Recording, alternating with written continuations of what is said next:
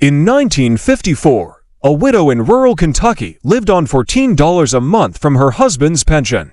Music she ate the same breakfast for 9 years straight. Her Dr. Music said she outlived every neighbor on her road. That breakfast is number 4 on this list. Number 17 was so cheap that the coffee music cost more than the meal itself. Number 9 was invented during the Depression by mothers who had nothing but flour, water, and the will to feed their children. These 30 breakfasts never appeared in glossy magazines. Music, they appeared on kitchen tables across America at 6 o'clock in the morning in quiet houses. Music, where the radio played soft and the percolator hissed. They were how an entire generation started its day. Hit that subscribe button.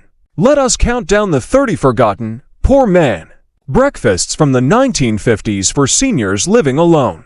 Number 30, milk toast. Before instant oatmeal, before breakfast cereal owned every aisle of the supermarket, there was milk toast. 2 slices of white bread toasted dark, buttered while still hot, and laid in the bottom of a shallow bowl. Warm milk just under a simmer was edges. A pinch of sugar, a dusting of cinnamon, if there was any. That was breakfast. For a senior with a sore throat, missing teeth, or a stomach that no longer tolerated heavy food, milk toast was a quiet miracle. It cost almost nothing. A loaf of bread was 16 cents in 1953, and a quart of milk was 21. The whole meal came in under a dime. Mothers had made it for sick children. Now those children were grandparents, making it for themselves, and the taste was the same as it had ever been. Number 29. Coffee soup. In the hill country of Tennessee, and across the immigrant kitchens of Pennsylvania, coffee soup was a real breakfast. Day-old bread torn into a bowl. Hot black coffee poured over the top until the bread sagged and softened. A spoonful of sugar stirred in. A splash of evaporated milk, if it was on the shelf. That was the whole thing.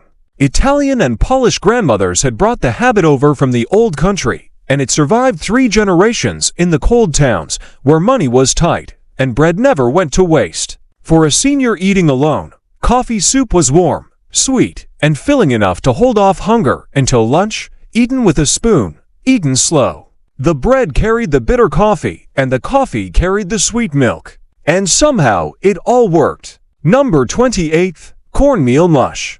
A handful of cornmeal was stirred into a pot of boiling salted water, then cooked over low heat for 20 minutes until music had thickened into a porridge so dense the spoon stood up in it. A pat of butter melted across the top.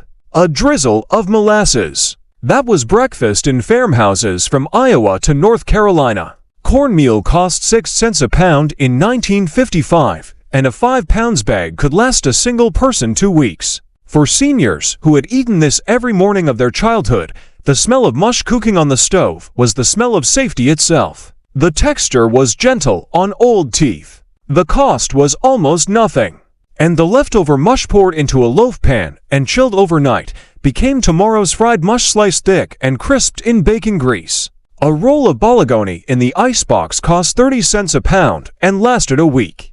A senior would slice it thick, cut to small notches in the edges so it would lay flat, and drop it in a hot cast iron skillet. The bologna blistered and curled at the edges, swelling in the middle, filling the kitchen with that smoky, salty smell that meant Saturday morning.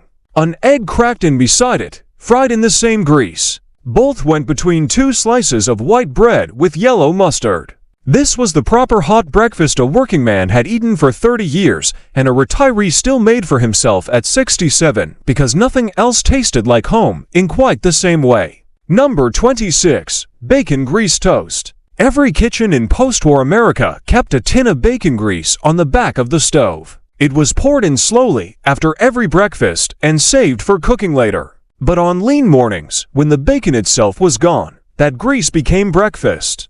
A slice of white bread toasted dry, then dragged through the cold, congealed grease until it absorbed the salt and the smoke. A sprinkle of black pepper. A second slice spread the same way. A senior could eat to pieces with a cup of coffee and feel as if they had eaten bacon because the flavor was all there. Just the meat was missing. Nobody photographed this breakfast. Nobody wrote it down. But it appeared in millions of homes during the cold weeks at the end of every month when the Social Security check had thinned out. Number 25. sugar bread, white bread, soft and thick, spread heavy with butter or margarine, music, then sprinkled with white sugar until the surface was almost crusted. Music. Some grandmothers added cinnamon. Some toasted it briefly under the broiler until the sugar caramelized music into a thin crackling shell. This was what mothers made when there was nothing else to give a child for breakfast. And what those same music children, now in their 70s, still made for themselves on quiet Tuesday mornings. The bread cost 16 cents. The sugar was already in the canister. It was sweet enough to feel like a treat and filling enough to hold a stomach until noon.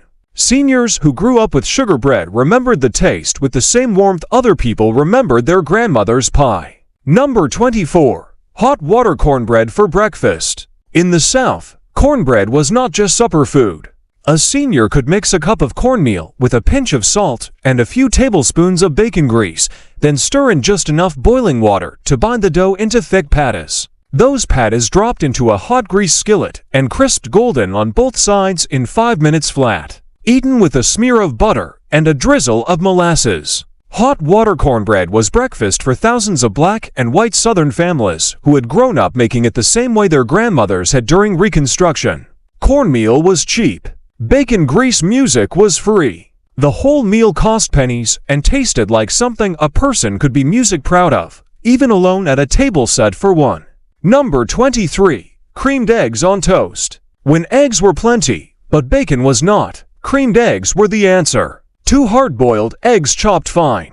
A simple white sauce made of butter, flour, and milk, seasoned music with salt, and a turn of pepper. The chopped eggs stirred into the warm sauce until everything turned thick and pale and golden flecked. Spooned over to slices of toast, this was a breakfast that felt like something you would order at a hotel. Eggs cost about 60 cents a dozen in the mid-1950s. Milk and flour were already in the kitchen. The whole thing took 10 minutes and tasted far richer than its parts. Seniors who were widowed and cooking for themselves for the first time after 40 years of marriage found creamed eggs on toast easy, soft, and dignified. Number music 22. Percolator coffee and a saltine. This was breakfast on the days the money was thinnest. Percolator coffee brewed dark and strong on a stove burner that had been used for 40 years. A saltine cracker, plain, eaten dry. Sometimes a second cracker, that was it. A box of saltines cost a dime.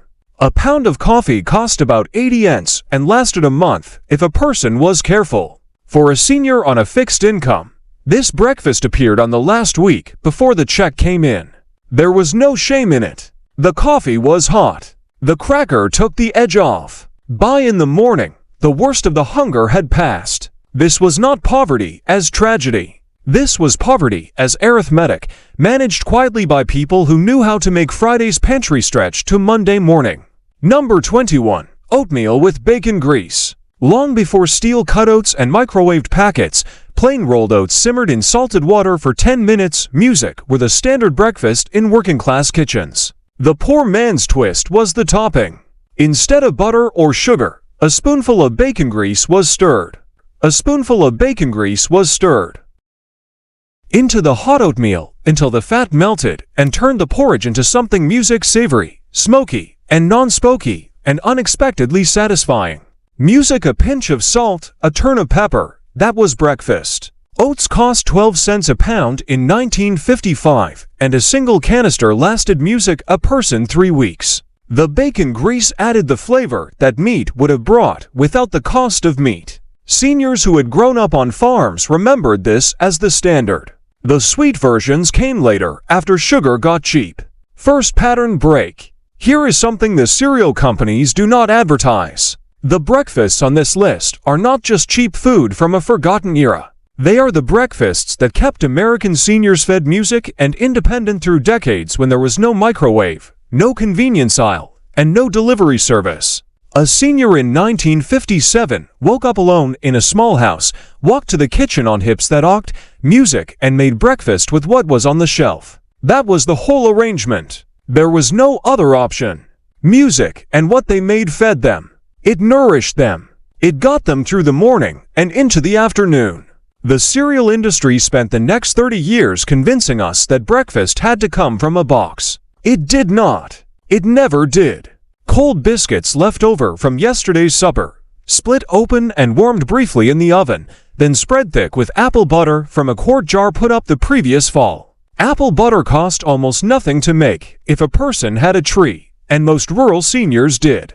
A jar lasted half the winter. Spread on a warm biscuit with a smear of butter beneath. It was breakfast that tasted like fall itself, deep and spicy and dark with cinnamon and clove. The biscuit was already paid for. The apple butter was free, and the whole meal cost nothing more than the time it took to warm the oven. Seniors in Pennsylvania, Virginia, and the Ohio Valley made this breakfast all winter long without ever thinking of it as poor man's food. Number 19. Mush and milk. The simplest breakfast on this list, and one of the most enduring.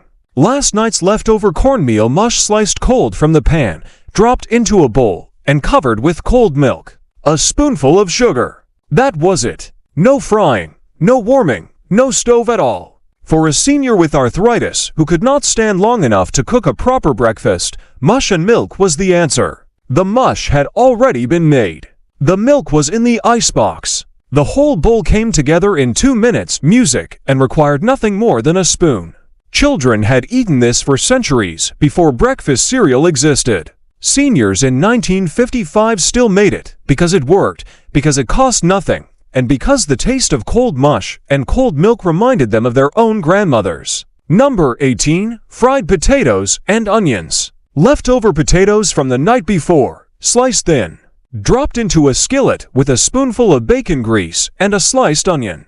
Then fried slowly until the potatoes turned golden at the edges, music, and the onions melted into sweet ribbons. Sometimes a beaten egg was poured over the top in the last minute. Sometimes nothing but salt and pepper. This was the breakfast of farmers, factory workers, and the seniors those workers became. Potatoes cost about $3 for a 50 lb bag at a farm market. Onions came from the garden and lasted in the cellar all winter. The whole skillet cost pennies and fed a person until lunch. Fried potatoes for breakfast vanished from the American table when frozen hash browns took over. The flavor went with it. Number 17. Hardtack and coffee. This is the breakfast cheaper than the coffee that washed it down. Hardtack, those dense, unleavened crackers of flour, water, and salt, had survived from the Civil War into the kitchens of frugal seniors who remembered their grandfathers eating them. A piece of hardtack soaked for 30 seconds in hot black coffee turned soft enough to chew. A second piece followed. The salt of the cracker mixed with the bitter of the coffee, and somehow it became a meal. A homemade batch of hardtack cost almost nothing and lasted 6 months in a tin without going stale. For a senior on the very tightest budget, this was breakfast on the days when there was not enough money for anything else. And it was eaten without complaint because complaining did not feed anyone. Number 16. Drop biscuits and sorghum.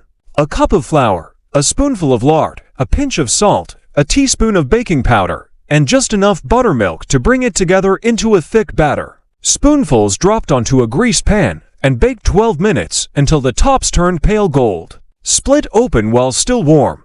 Those biscuits were drowned in dark sorghum molasses that pulled on the plate and ran down the side. Sorghum cost 50 cents a quart in 1956, and a single bottle lasted a single senior 3 months. The biscuits were a few cents apiece. This breakfast was the standard across the rural South for the better part of a century, and the seniors who ate it in 1955 had been eating it since 1895. The flavor was so deeply music familiar, it felt like memory. Number 15. Pancakes with corn syrup. Maple syrup was for rich people. Working families used corn syrup. A senior would mix a cup of flour, an egg, a spoonful of sugar, a pinch of baking powder, and enough milk to thin the batter, then ladle it onto a hot greased griddle. The pancakes turned golden music and lifted at the edges, stacked on a plate with a square of margarine and a slow drizzle of carol music like corn syrup. Breakfast was served.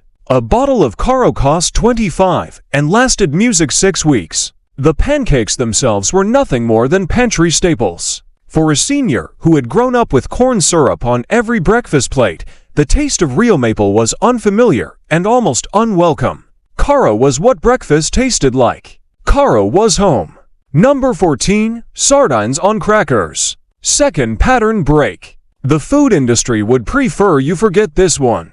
A small tin of sardines, packed in oil, cost about 12 cents in 1954. A senior could open that tin, lay the small silverfish onto saltine crackers, add a squeeze of lemon if available, and a turn of black pepper, and eat the whole tin in 5 minutes for breakfast. The sardines provided more calcium, more omega-3 fatty acids, and more protein per dollar than anything else in the supermarket. They still do. Doctors today recommend sardines specifically for seniors with bone density concerns and heart health worries. The seniors who ate them in 1955 did not know any of that. They ate sardines because they music were cheap, because they kept forever in the can, and because the salty, oily fish on a dry cracker was a flavor that satisfied something that nothing else in the kitchen could touch. Number 13. Hot chocolate and toast. Hot 1840 for chocolate with buttered toast for breakfast. On a cold January morning, when the wind came through the window, 1851 cracks and the kitchen took 20 minutes to warm up, a senior would heat a saucepan of milk on the stove and stir in 2 heaping spoonfuls of cocoa powder and a spoonful of sugar. They whisked music until it foamed at the edges, then poured it into a thick ceramic mug with 2 slices of buttered toast on the side. That was breakfast. Cocoa powder cost about 18 cents for a small tin, and it lasted 3 months. The milk was already there. The toast was nothing. For a senior who had grown up before central heating, hot chocolate for breakfast was not a children's drink. It was a survival drink, a way to warm the body from the inside on mornings when warmth was the most expensive thing in the house. Number 12. Hominy grits and butter. Across the South, grits were not a side. Grits were the meal. A cup of stone ground hominy grits simmered in salted water for 20 minutes, stirred occasionally so they did not stick until they thickened into a creamy white porridge. A pat of butter dropped in the center, melting into a yellow puddle, a turn of black pepper. That was breakfast. Of black pepper.